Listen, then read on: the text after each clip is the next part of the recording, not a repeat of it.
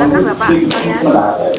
Baik, terima kasih kepada ibu-ibu pengurus MGMP Biologi SMA Kabupaten Bangkalan untuk bisa memfasilitasi saya membagikan hasil pengalaman saya, hasil praktik baik saya di SMA Negeri 1 Bangkalan terkait dengan strategi penguatan literasi. Bismillahirrahmanirrahim. Assalamualaikum warahmatullahi wabarakatuh. Waalaikumsalam warahmatullahi wabarakatuh. Yang terhormat Ibu Ketua MGMP Biologi SMA Kabupaten Bangkalan, Ibu Rosi Masyahria. Yang saya hormati juga ibu-ibu pengurus MGMP dan ibu bapak yang lain, anggota MGMP Biologi SMA Kabupaten Bangkalan.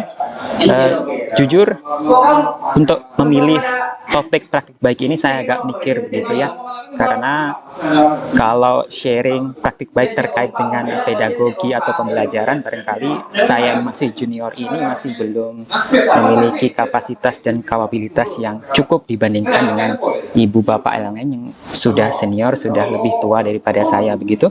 Jadi topik yang coba saya pilih ini semoga bisa lebih berdampak, semoga bisa lebih memberikan inspirasi di instansi pendidikan Bapak Ibu semuanya terkait dengan penguatan literasi. Apakah sudah tampil slide-nya Ibu Bapak? Baik. Saya kira kita sudah sama-sama tahu tentang apa itu literasi, bahwa literasi itu kalau kita pahami mulai dari dulu sampai sekarang mengalami perluasan makna. Dulu literasi hanya sebatas kita bisa membaca dan menulis, akan tetapi literasi di sekarang ini menurut UNESCO bahwa literasi tidak hanya orang mampu membaca dan menulis, akan tetapi mereka mampu untuk berbicara di depan umum, kemudian mampu mengembangkan ilmu pengetahuan, mampu memahami budaya, dan mampu melakukan hal-hal yang lainnya terkait dengan bagaimana kita memahami lingkungan sekitar kita. Kemudian kalau di pembelajaran, literasi dimaknai sebagai sebuah kemampuan untuk bagaimana kita bisa mengakses, memahami, dan menggunakan suatu cara secara cerdas untuk berbagai aktivitas seperti membaca, melihat, menyimak, menulis, dan juga berbicara. Nah, literasi kalau kita lihat bersama Ibu Bapak di peserta didik kita, saya kira semua kita paham bahwa kita masih punya PR besar terkait dengan literasi peserta didik. Contohnya saja, saya mengajar kelas 10 sekarang terkait dengan materi ekologi atau ekosistem, yang mana sebuah definisi dari ekosistem hubungan saling ketergantungan antara makhluk hidup dengan lingkungannya. Ketika kita coba untuk menanya apa sih contohnya dari sebuah definisi itu, maka saya yakin banyak peserta didik yang masih gagal untuk memahami definisi itu. Nah, jadi kita masih punya PR besar terkait dengan literasi.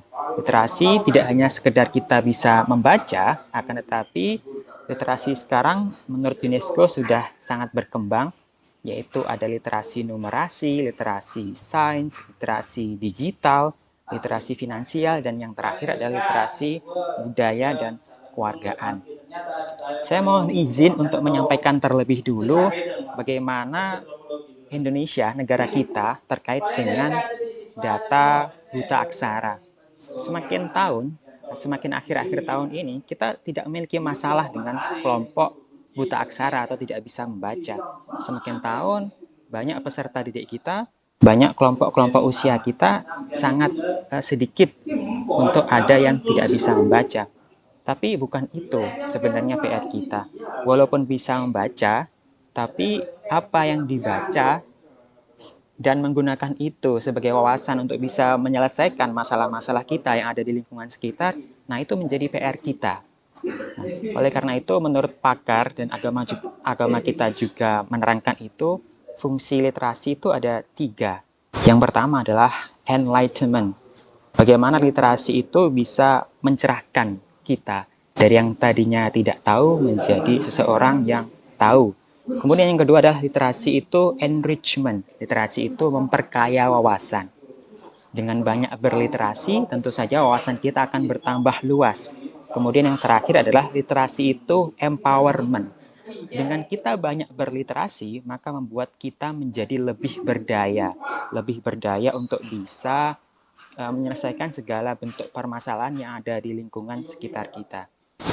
Nah, kemudian Ibu Bapak, setelah tadi kita memahami tentang makna, fungsi, dan juga pentingnya literasi, ini langsung saja saya sharing tentang bagaimana sekolah kami, SMA Negeri 1 Bangkalan, untuk bisa menguatkan literasi melalui berbagai strategi. Tapi sebelumnya, saya sampaikan dulu bahwa apa yang kami usahakan di sekolah kami itu didasarkan atas panduan Gerakan Literasi Sekolah yang diterbitkan oleh Dirjen GTK tahun 2020 yang terdiri dari 4 tahapan. Yang pertama adalah tahap persiapan, kemudian pelaksanaan, pemantauan dan evaluasi, dan terakhir adalah tahapan tindak lanjut. Nah, apa yang terjadi pada setiap tahapan, Ibu Bapak? Pada tahapan persiapan, sekolah kami membentuk yang namanya tim literasi sekolah. Bukan hal yang baru, bukan istilah yang baru, yang mana pemerintah kita sebenarnya sejak tahun 2016 dulu itu sudah ada yang namanya Gerakan Literasi Sekolah. Dan di dalam panduan tersebut ada pembentukan tim literasi sekolah. Akan tetapi di sekolah kami baru tahun ajaran ini terbentuk 2003-2024.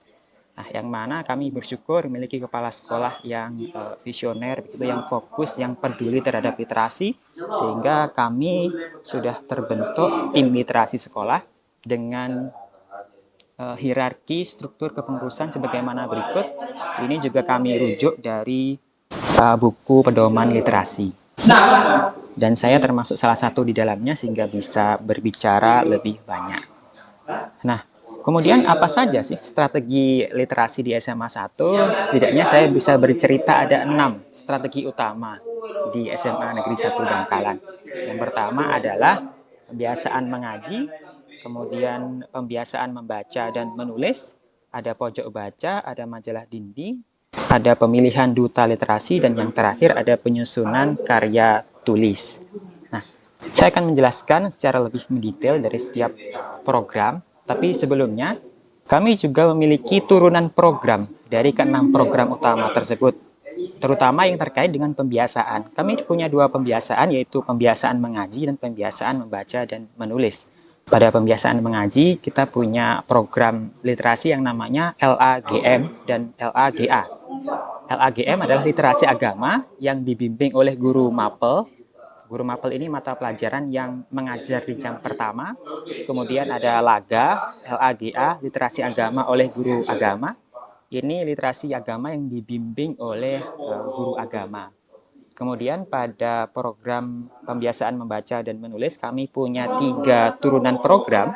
Yang pertama adalah LBTGM atau literasi baca tulis yang dibimbing oleh guru mapel. Kemudian ada LOPA atau literasi oleh orang tua peduli anak. Kemudian ada LJaksa yaitu literasi oleh jalinan kerjasama alumni. Nah, kami bukanlah menciptakan sendiri istilah-istilah ini, kami juga terilhami oleh dulu kepala sekolah kami pernah melakukan studi tiru kepada salah satu sekolah di Jawa, sehingga kami mengadopsi, kami memodifikasi program-program baik tersebut untuk meningkatkan literasi di sekolah. Nah, secara lebih mendetail ke-6 program tersebut, tentu saja sasarannya adalah semua peserta didik, walaupun tidak semua program itu dari 3 tingkatan. Ada yang sasarannya hanya dari 2 tingkatan kelas, misalkan pemilihan duta literasi itu hanya kelas 10 dan kelas 11 saja. Kemudian terkait dengan waktu pelaksanaan tadi, saya bisa mendikotomi menjadi 2 terkait dengan kegiatan atau program yang pembiasaan. Kami alokasikan waktu itu setiap hari Selasa, Rabu, dan Kamis. Setidaknya begitu dari Bu Rosi selaku Wakakurikulum mengatur jadwal. Kemudian ada program literasi yang berjalan 1 tahun ajaran, yaitu untuk pojok baca, mading, karya tulis, dan pemilihan duta literasi sekolah. Ini tang di mai kedua Riang. SMA 1 adalah full day school, jadi kami punya 5 hari kerja. Terkait dengan program literasi yang pembiasaan, itu untuk hari Selasa, Rabu, dan Kamis, kami merelokasikan waktu tersendiri untuk berliterasi. Tidak hanya 5 menit, 10 menit, 15 menit, tapi 55 menit kami alokasikan waktu tersendiri untuk siswa bisa berliterasi.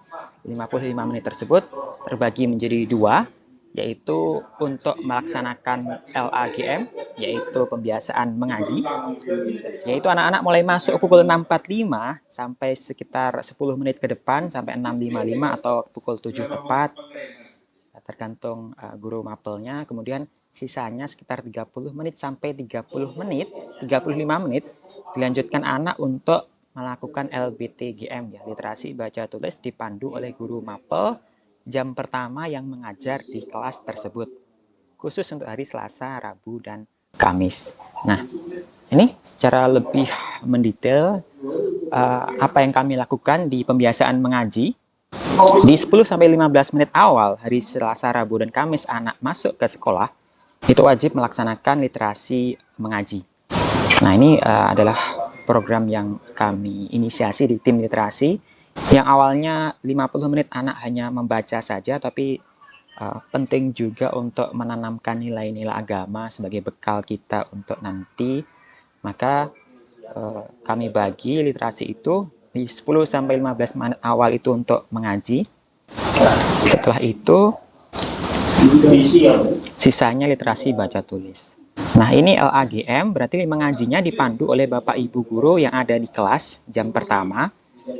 Ini dilakukan setiap Selasa, Rabu, dan Kamis. Kemudian sebulan sekali, setiap tingkatan itu ada juga program yang mana LAGA, literasi agama, yang dipandu oleh seorang guru agama pada setiap tingkat, yang mana mereka 1 bulan sekali, 1 tingkat pergi ke masjid secara bersama-sama, begitu melakukan serangkaian peribadatan mulai dari sholat duha berjamaah, mengaji, kemudian mendapatkan tausiah dari guru agama.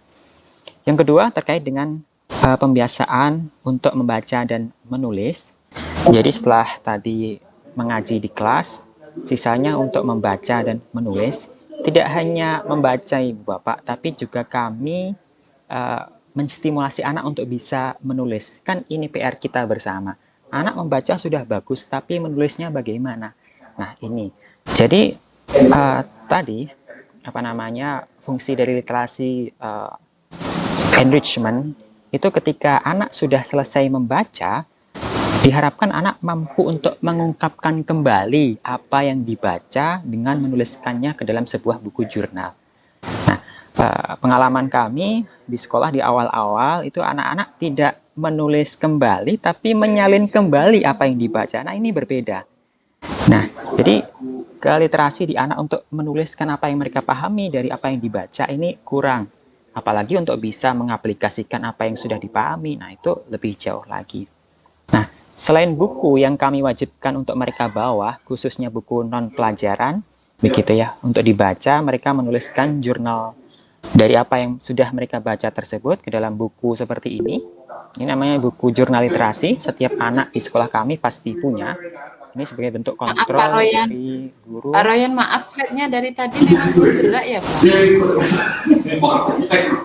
Gerak, Ibu. Oh, gerak? Iya. Maaf, ini jaringan Di saya. tampilan tidak berapa. Oh, mohon maaf. Saya kira cuma 1 lembar, Pak Royan. Mohon maaf, Ibu. Jadi saya stop sharing, saya coba sharing di moda yang lain.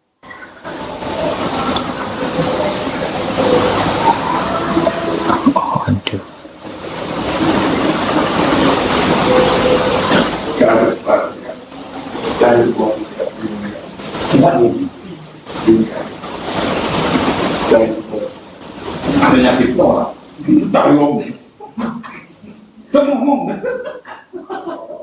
Sudah, Ibu, tampil? Sudah tampil. Baik, saya coba next slide, tampil. Sudah tampil. Tampil, Ibu, ya? Ya. Nah, baik. Ya, ini tadi buku jurnal yang sudah saya utarakan, gitu. Mohon maaf, nanti akan saya bagikan saja filenya, Bapak Ibu. Saya lanjutkan. Kemudian turunan dari pembiasaan baca tulis. Yang kedua yaitu kami punya program namanya LOPA. LOPA ini literasi yang diberikan oleh seorang narasumber wali murid atau orang tua dari siswa yang ada di kelasnya masing-masing. Jadi kami undang itu mereka untuk bisa memberikan motivasi kepada anak didik kami terkait dengan bagaimana mereka menanamkan moral atau pendidikan karakter kepada anak didik kami. Nah, ini dokumentasinya. Jadi mereka yang berasal dari berbagai latar belakang kami undang untuk bisa memberikan motivasi dan menanamkan pendidikan karakter. Ini pada berbagai kesempatan. Kemudian yang ketiga, turunan dari program pembiasaan membaca dan menulis adalah L-Jaksa. Ini adalah literasi oleh jalinan kerjasama alumni. Sekolah kami pasti sudah punya banyak alumni yang sukses dimanapun mereka bekerja, dimanapun mereka berada. Kami undang ke sekolah ya, secara sukarela. Mereka mau datang ke sekolah untuk membagikan pengalaman mereka terkait dengan bagaimana sih pekerjaan nanti ketika mereka sudah lulus, begitu, bagaimana kisah-kisah sukses mereka, begitu. Sekali lagi terkait dengan motivasi kepada anak-anak yang diberikan oleh alumni kami.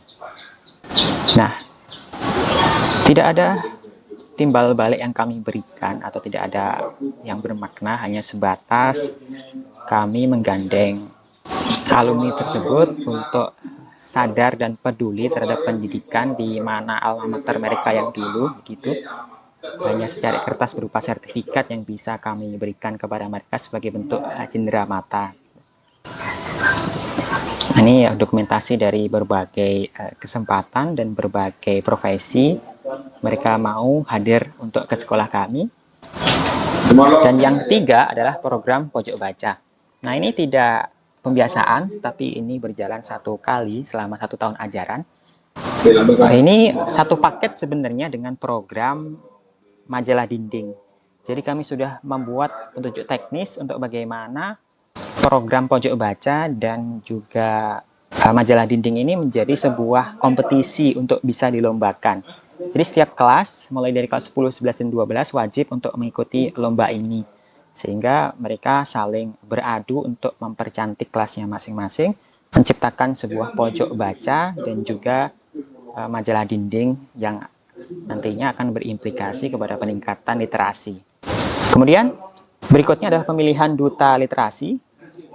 Program ini saya usulkan karena berlatar belakang dari provinsi ataupun kabupaten yang juga memiliki program untuk bagaimana menyeleksi duta literasi. Sehingga alhamdulillah pada tahun yang lalu kami menjadi duta literasi untuk Kabupaten Bangkalan, dan saya tidak ingin kami tidak siap akan program itu untuk tahun-tahun berikutnya, sehingga kami punya yang namanya duta literasi sekolah yang sampai pada saat ini prosesnya, mekanisme seleksinya masih berjalan. 3 minggu yang lalu sudah kami seleksi tahap 2, anak-anak mengikuti tes tulis untuk menjadi seorang duta literasi sekolah. Akan tetapi duta literasi sekolah tidak hanya 1 pasang, tapi juga ada keterwakilan dari setiap duta literasi kelas yang nantinya akan saya manfaatkan mereka untuk menjadi seorang pelajar pegiat literasi. Nah, mereka sebagai garda nanti untuk mensosialisasikan program-program literasi yang sekolah punya kepada teman-teman mereka. Nah, kemudian yang terakhir adalah penyusunan karya tulis. Program ini masih belum berjalan, tapi nanti kami sudah canangkan itu untuk bisa berjalan di setiap akhir tahun mereka sekolah di tingkat ya kelas 10 ataupun kelas 11, mereka nanti wajib membuat sebuah karya tulis yang inovatif yang mereka senangi. Misalkan suaranya kok kecil ya? Kecil, Ibu? Besar kok, Bu. Besar kok, Bu. Pak Ryan, sudah 19 menit, Pak Ryan. Baik, Bu. Ini sudah slide yang ketiga terakhir. Baik.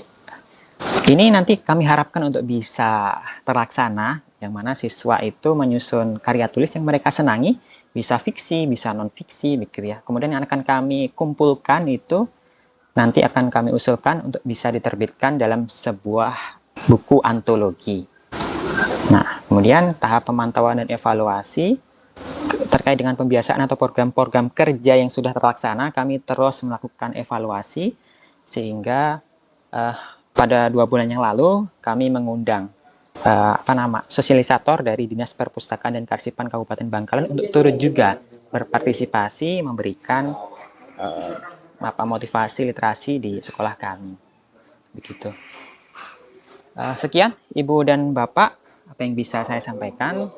Mari dilanjut dengan diskusi kalau masih diperlukan. Saya kembalikan ke Ibu Rika. Ya, terima kasih Pak Ryan sudah memberikan ya pengalamannya tentang literasi yang sudah dilakukan di SMA Negeri 1 Bangkalan.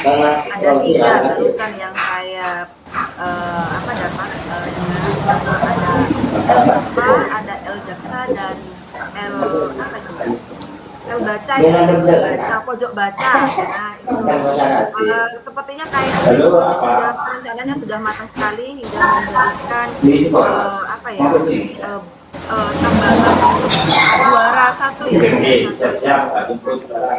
Semangatnya sangat luar biasa saya. Untuk berikutnya kepada peserta yang pendapat atau pertanyaan mengenai monggo silakan.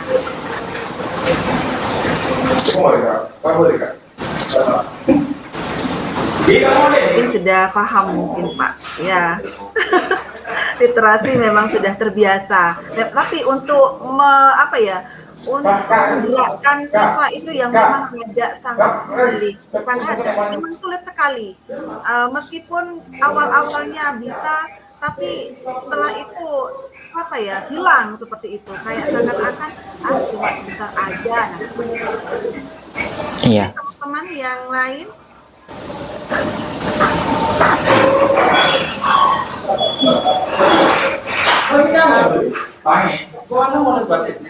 Sudah Bu Rosi gimana menurut Bu Rosi? Apakah langsung dilanjut? Terima kasih Bu Rika. Tadi Bapak Ibu tidak ada yang belum ada yang raise hand. Apakah bisa bagaimana penguatan literasi itu bisa juga diintegrasikan ke dalam kegiatan ini untuk memberikan gambaran kepada guru yang di sekolahnya belum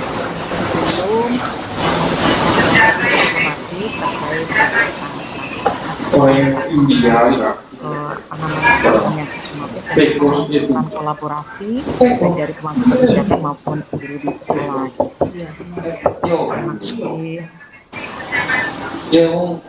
Baik, terima kasih Ibu. Ya, memang literasi merupakan PR besar kita bersama. Tadi itu program yang dimiliki oleh sekolah, Ibu dan Bapak, tapi sebenarnya kita sebagai guru, kita sebagai leader of the class, pemimpinnya kelas, itu juga bisa untuk terus konsisten bagaimana kita bisa terus memotivasi peserta didik untuk berliterasi. Jadi kalau pengalaman saya, Ibu Bapak, saya bercerita pengalaman saja, barangkali Ibu dan Bapak juga nanti bisa menambahkan, begitu. Biologi, saya kira bukan mapel IPA yang sulit dibandingkan dengan IPA atau fisika atau kimia barangkali, karena biologi itu kuncinya adalah banyak membaca, Ibu dan Bapak. Saya kira kita sepakat untuk itu. Jadi bagaimana kita dalam mengajar itu selalu menagihkan terlebih dahulu untuk anak-anak membaca terlebih dahulu. Gitu. Jadi saya kira banyak model pembelajaran aktif yang mana pengetahuan itu tidak diberikan oleh guru, tapi bagaimana siswa bisa menemukan sendiri pengetahuan mereka gitu melalui model pembelajaran student center begitu.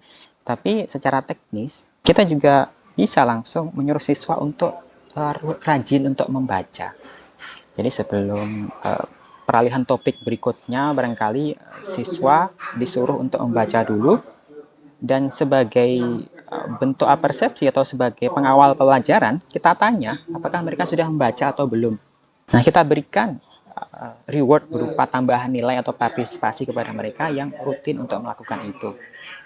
Kemudian saya juga mewajibkan kepada setiap peserta didik ini untuk mempunyai catatan. Nah, walaupun di tengah modernisasi zaman yang sekarang ini sudah sangat maju, bagaimana mereka peserta didik bisa mencari sumber belajar itu dari manapun, akan tetapi yang tidak kalah penting adalah bagaimana mereka bisa menulis kembali dari berbagai pengetahuan yang ada di berbagai sumber itu sesuai dengan organisasi mereka sendiri ke dalam buku catatan. Nah, ini yang strategi atau teknik pembelajaran yang terus saya gunakan sampai sekarang untuk mengajar. Jadi walaupun sudah banyak sumber belajar, tapi tetap mereka harus punya catatan. Nah, untuk mencatat, mereka tentu saja harus baca dulu. Nah, karena mencatat itu adalah 2 kali membaca. Kalau saya maknai begitu. Ya, sekiranya itu Ibu Rosi apa yang bisa saya ceritakan pengalaman saya terkait dengan bagaimana kita bisa terus menstimulasi anak untuk meningkatkan keterampilan literasi mereka. Terima kasih Pak Royan. Selanjutnya, jadi Bapak Ibu guru di kelas, kesimpulannya itu jadi Bapak Ibu guru di kelas itu setiap saat punya tanggung jawab ya untuk menekankan atau melaksanakan kegiatan pengetahuan di kelas masing-masing dengan metode dan strategi masing-masing. Terima kasih Bu Rika. Ya, terima kasih Bu Rosi. Ya, memang Pak Ryan, saya sependapat dengan Pak Ryan ya. Kalau literasi itu hal yang sangat penting untuk membuka wawasan kita mengenai apa yang ada di luar lingkungan kita.